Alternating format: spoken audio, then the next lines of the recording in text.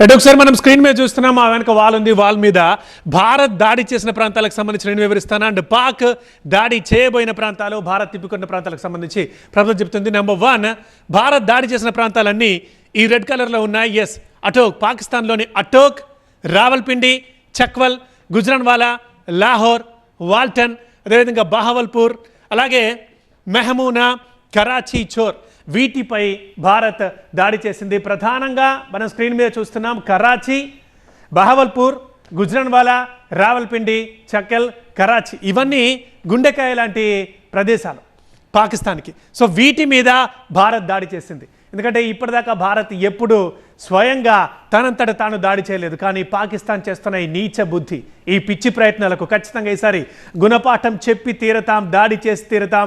ఏవైతే గుండెకాయ లాంటి ప్రాంతాలు ఉన్నాయో, ఏదైతే పాకిస్తాన్ దేని చూసి దాన్ని బలుపు చూపిస్తుందో ఆ ప్రాంతాల్ని ఖచ్చితంగా దెబ్బ కొడతాం. ఇంకొకసారి ఇట్లాంటి ఘటనలు జరగకుండా ఉంచాలని భారత్ చాలా గట్టి నిర్ణయం తీసుకుంది కాబట్టి భారత్ వీటి మీద దాడులు చేస్తోంది. ఇక పృథ్వీ, పాకిస్తాన్ భారత్ లోని ఏ ప్రాంతాలపై దాడి చేయబోయింది అనేది కూడా మనం ఇక్కడ ఒకసారి చూడొచ్చు.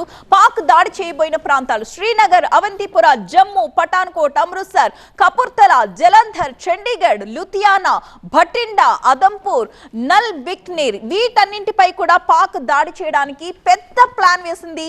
డ్రోన్స్ ని పంపించింది, క్షిపణి ప్రయోగం చేసింది, అలాగే మోటార్ షెల్స్ ని కూడా పంపించింది. మనం కొద్దిసేపటి క్రితం చూసాం, ఇక్కడ ఈ భటియా ప్రాంతం కనిపిస్తుంది కదా, ఈ భటియా ప్రాంతం దగ్గరే ఆ మిషైల్ కి సంబంధించిన శకలాలు, డ్రోన్స్ కి సంబంధించిన శకలాలు వచ్చి పడ్డాయి. కానీ వాటన్నింటినీ కూడా మన భారత డిఫెన్స్ సిస్టమ్ ఎంత సమర్థవంతంగా ఎదుర్కొందో కూడా మనం చూసాం. కంప్లీట్ గా అసలు ఎక్కడ ఎలాంటి డ్యామేజ్ జరగకుండా ఈ ప్రాంతాల మీద గురిపెట్టిన పాకిస్తాన్ డ్రోన్లు పంపినా, క్షిపణులు పంపినా, మోటార్ షెల్స్ ప్రయోగించినా కూడా వాటన్నింటినీ ఎంతో సమర్థవంతంగా తిప్పికొట్టగలిగింది మన భారత డిఫెన్స్ సిస్టమ్.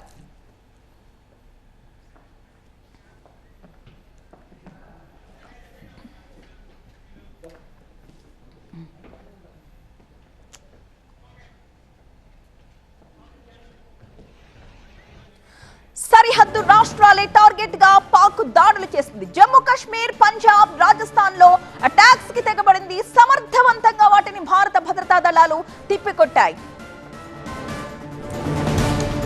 పాకిస్తాన్ ఒకవైపు రాత్రంతా డ్రోన్లతో దాడి చేస్తూనే ఉంది. అలా 1 కాదు 2 కాదు, ఏకంగా 50 డ్రోన్లతో దాడి చేసింది. కానీ ఆ 50 డ్రోన్లను కూడా సమర్థవంతంగా తిప్పికొట్టింది. ప్రతి ఒక్కదాన్ని పేల్చేసింది భారత్.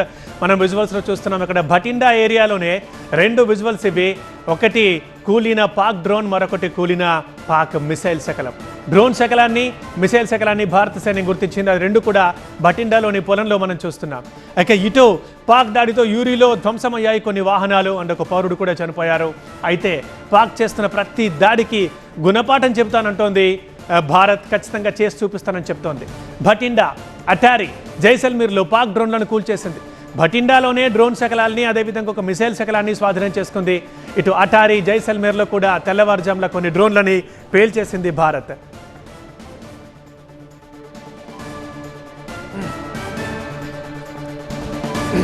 పాకిస్తాన్ లో విదేశీ క్రికెటర్ల ఆందోళనకు సంబంధించిన బ్రేకింగ్ వార్త మనం చూస్తున్నాం. పిఎస్ఎల్ నుంచి తప్పుకుని వచ్చేయాలంటూ ఆదేశాలు వచ్చాయి. వార్తో ఆస్ట్రేలియా, న్యూజిలాండ్, సౌత్ ఆఫ్రికాతో పాటు వెస్టిండీస్, ఇంగ్లాండ్ క్రికెటర్లలో ఒక టెన్షన్ మొదలైంది. ఎయిర్ బేస్ ని మూసేయడంతో టెన్షన్ లో ఉన్నారు విదేశీ క్రికెటర్స్ అంతా. పాకిస్తాన్ క్రికెట్ లీగ్ దుబాయ్ కి షిఫ్ట్ అయింది. ఇప్పుడు పాక్ లో పరిస్థితుల నేపథ్యంలో పీసీబీ ఈ నిర్ణయం తీసుకుంది.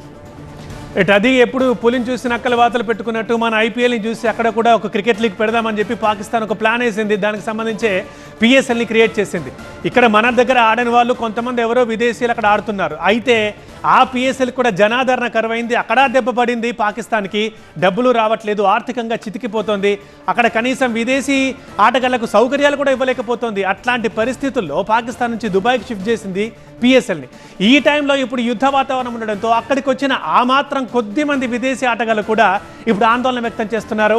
పాకిస్తాన్ని ఒక రకంగా తిడుతున్నారు కూడా. సో ఈ నేపథ్యంలో తమ ఆటగాళ్లపై ఆయా దేశాలు ఆ భద్రతకు సంబంధించి అనుమానం వ్యక్తం చేస్తున్నాయి. సో వెంటనే ఆటగాళ్లకు ఆదేశాలు కూడా జారీ చేశాయి. మీరు వెంటనే మన స్వదేశాలకు వచ్చేయండి అని. మెయిన్గా Australia, England, New Zealand, south Africa, West Indies ఈ క్రికెటర్లు కొంతమంది పిఎస్ఎల్ ఆడుతున్నారు. సో వారు మీకు అక్కడ భద్రత లేరు, వెంటనే మన స్వదేశాలకు వచ్చేయండి అంటూ ఆయా దేశాల నుంచి వాళ్ళకి పిలుపు కూడా వస్తుంది. అట్లీస్ట్ వాళ్ళతో మాట్లాడి వాళ్ళని మా దేశంలోనే ఉండండి, మీకు మేము సేఫ్టీ కల్పిస్తామని కూడా చెప్పుకోలేకపోతుంది ఇప్పుడు పాకిస్తాన్. అంత దరిద్రంలో కొట్టుమిట్టాడు.